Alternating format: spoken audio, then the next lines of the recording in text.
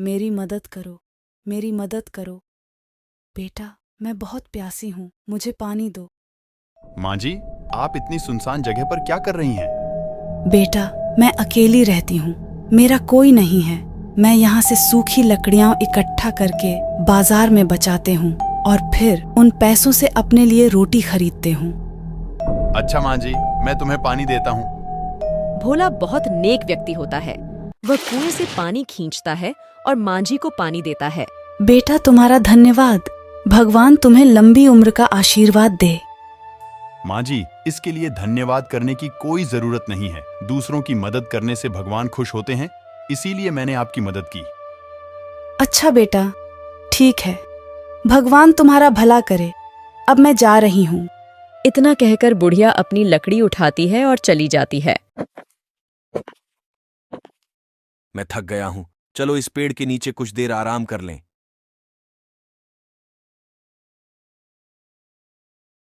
आज गर्मी के कारण बहुत बुरा हाल है। इतनी गर्मी रही तो मैं अपने घोंसले में नहीं जा पाऊंगा।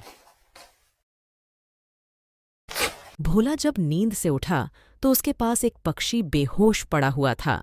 अरे, ये पक्षी बेहोश पड़ा है। लगता है गर्मी के कारण बेहोश हो गया है। चलो इसे पानी पिला देता हूँ।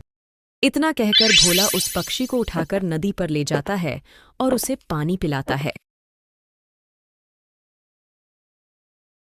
आपका बहुत बहुत धन्यवाद। अगर आप नहीं होते तो मैं आज जीवित नहीं होता। नहीं नहीं, धन्यवाद की कोई जरूरत नहीं। यदि आपको कभी मेरी सहायता की आवश्यकता हो तो मुझे बताना। ठीक है पक्षी, यदि अगर मुझे कभी तुम्हारी जरूरत होगी तो मैं तुम्हें जरूर बताऊंगा। इतना कहकर चिड़िया उड़ जाती है और भोला अपनी मंजिल की ओर।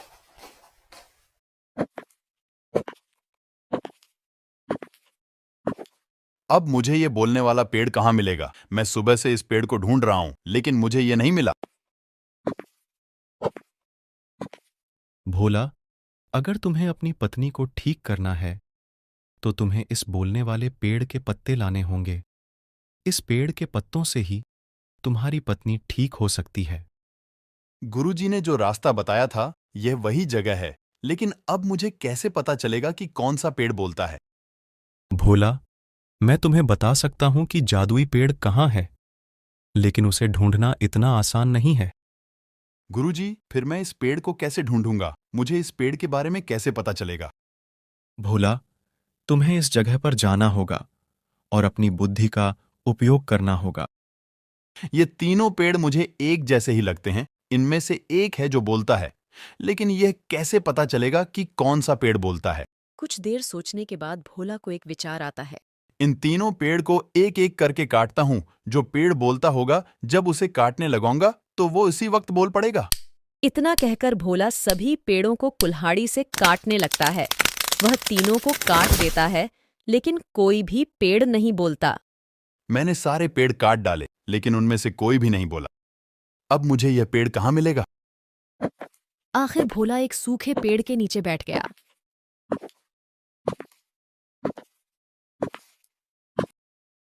भगवान, मुझे वह पेड़ मिल जाए जो बोलता है। यदि अगर मुझे वह पेड़ नहीं मिला तो मेरी पत्नी मर जाएगी। भोला जिस सूखे पेड़ के नीचे बैठा होता है वही बोलने वाला पेड़ होता है। तभी पेड़ बोलता है। तुम कौन हो बेटे, और यहाँ क्या लेने आए हो? पेड़ की आवाज सुनकर भोला इधर उधर देखता है। यह आवाज कहाँ से आ रही है? कौन बोल रहा है? यहाँ तो कोई नहीं है, फिर आवाज कहाँ से आई? मैं बात करने वाला पेड़ हूं। प्रणाम पेड़ बाबा, आप हो बोलने वाले पेड़? हाँ, मैं बोलने वाला पेड़ हूं, लेकिन आप कौन हैं और यहाँ क्या लेने आए हैं?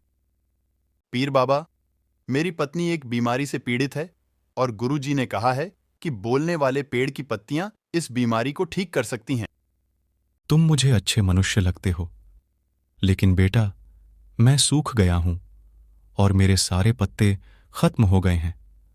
अब तुम्हें यहां से कुछ नहीं मिलेगा। मेरी आस तो तुम पर ही थी। आपको फिर से हरा भरा बनाने का कोई तरीका होना चाहिए। आपको फिर से हरा भरा बनाने का कोई उपाय होना चाहिए। हाँ, एक उपाय है। यहां से आगे एक जादुई गुफा है। इस गुफा के अंदर एक तालाब है। अगर इसका पानी मेरी जड़ों तक पहुंच जाए तो मैं फिर से हरा भरा हो सकता हूं। यह काम बहुत आसान है। मैं जल्दी से इस गुफा के अंदर जाऊंगा और वहां से तुम्हारे लिए पानी लेकर आऊंगा। बेटा, यह काम उतना आसान नहीं है जितना तुम सोच रहे हो। आसान क्यों नहीं, क्या बात है? बेटा, इस गुफा में प्रवेश करने के लिए तुम्हें एक बड़ी खाई को पार करना होगा। इस खाई पर कोई पुल नहीं है, इसलिए कोई भी वेकटी इसे पार नहीं कर सकती है। इतना सुनकर भोला चिंतित हो जाता है। फिर उसे उस चिड़िया की याद आती है जिसकी उसने जान बचाई थी। आप चिंता मत करो, मैं पानी लेकर आपके पास आऊंगा। इतना कहकर भोला वापस उसी जगह चला जाता है जहां उसे चिड़िया मिली थी।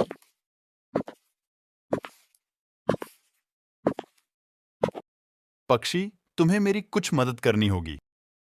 हाँ, मैं मदद करने के लिए तैयार हूँ। मुझे क्या करना होगा? अगर मैं आज जिंदा हूँ तो आपकी वजह से। इतना कहकर भोला चिड़िया को अपने साथ ले जाता है और दोनों गुफा तक पहुंच जाते हैं। पक्षी, तुम उस दूर की गुफा को देख रहे हो। इस गुफा के अंदर एक तालाब है, तुम्हें वहां से पानी लाना होगा। इतना कहकर पक्षी उड़ जाता है और गुफा के अंदर चला जाता है।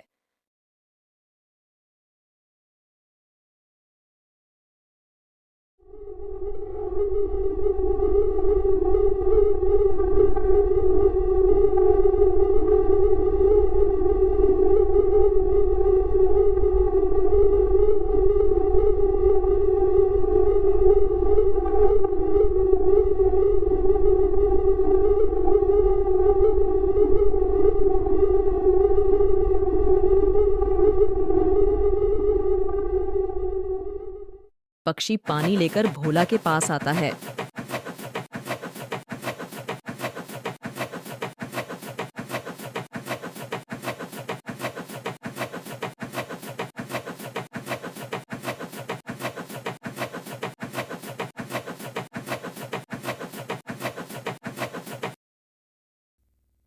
मुझे पानी मिल गया है। बेटा, अब इस पानी को मेरी जड़ों में डाल दो। जैसे ही पानी पेड़ की जड़ों में समा जाता है, पेड़ फिर से हरा हो जाता है। बहुत बहुत धन्यवाद बेटे। अब तुम जितनी चाहो मेरी पत्तियां ले सकते हो। भोला पेड़ के पत्ते लेता है और फिर अपने घर चला जाता है।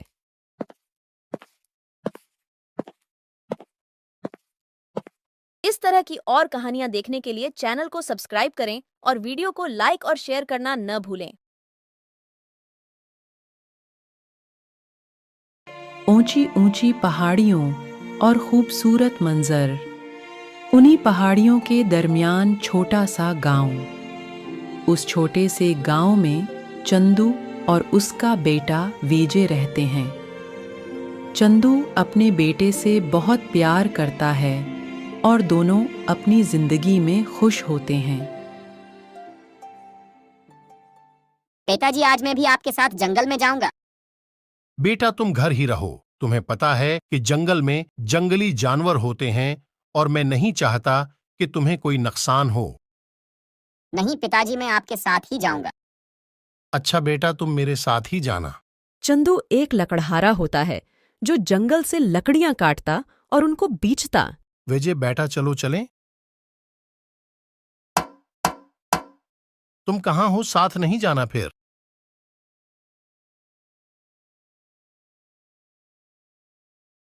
चलिए पिताजी, मैं तैयार हूँ।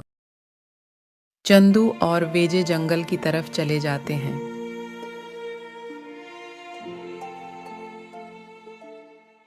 वेजे बेटा, तुम यहां ही रोको। ये जगह ठीक है, यहां पर कोई खतरा नहीं। तुम यहां पर ही रहना, मैं पास में लकड़ियां काट लूं। अगर कोई भी चीज चाहिए हो तो मुझे आवाज देना, पर यहां से कहीं दूर मत जाना। ठीक है पिताजी, मैं यहाँ पर ही रहता हूँ। चंदू विजय को छोड़कर लकड़ियां काटने के लिए चला जाता है। करीब झाड़ियों में विजय को कोई चीज हलती हुई दिखाई देती है।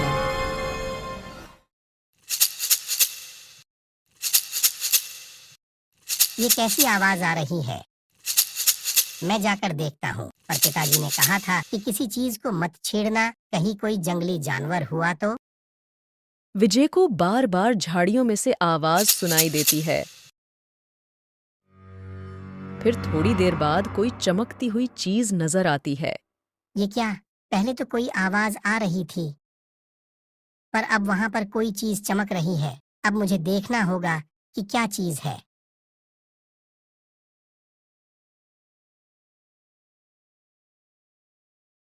अरे, ये तो कोई मोती है, पर ये तो बहुत चमक रहा है। चलो उसको घर ले जाता हूँ।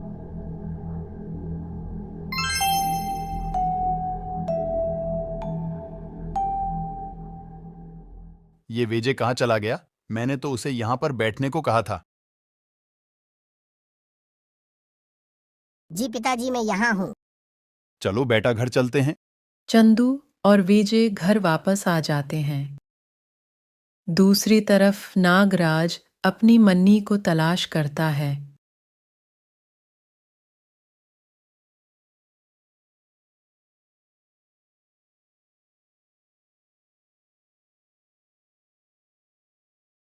मेरी मनी कहाँ चली गई? मुझे लगता है मेरी मनी को किसी ने चुरा लिया है। मैं अपनी जादुई शक्ति से पता करता हूं।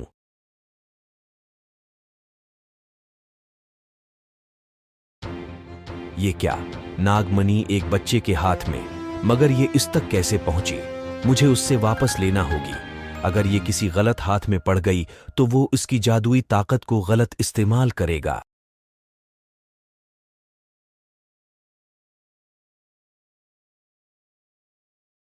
जब वैजय इस नागमणि से खेल रहा होता है तो एक तांतरक की नजर पड़ती है। ये क्या चीज चमक रही है? करीब जाकर देखता हूं। ये तो नागमणि है। अगर मुझे मिल जाए तो उसकी जादुई ताकत से राज करूंगा। बेटा, बात सुनो। जी बाबा जी, क्या बात है? बेटा, ये मोती तुमको कहां से मिला? बाबा जी, ये मोती जंगल से मिला है। बेटा, ये मोती तुम मुझे दे दो, मैं तुम्हें उसके बदले पैसे दूंगा। तांतरक वेजे को बातों में फंसलाकर उससे नागमणि ले लेता है। अगले दिन नागराज चंदू के घर आता है। चंदू, तुम्हारे बेटे के पास मेरी नागमणि है, वो मुझे वापस कर दें। भाई, कैसी नागमणि? तुम कौन हो और हमसे कौन सी नागमणि की बात कर रहे हो? नागराज उनके सामने नाग की शक्ल ले लेता है और फिर दोबारा इंसान की शक्ल में आ जाता है।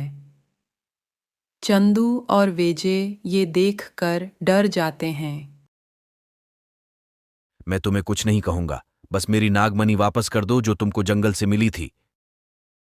नागराज, वो चमकता मोती तो एक बाबा जी मुझसे ले गए थे और मुझे उसके बदले पैसे दिए थे। क्या बाबा जी ले गईं? कौन से बाबा जी? तुम्हें पता है अगर वो किसी गलत इंसान के हाथ में चली गई तो बहुत नुकसान होगा। मुझे नहीं पता कि वो कौन था, पर वो मुझसे मोती लेकर इस तरफ चला गया।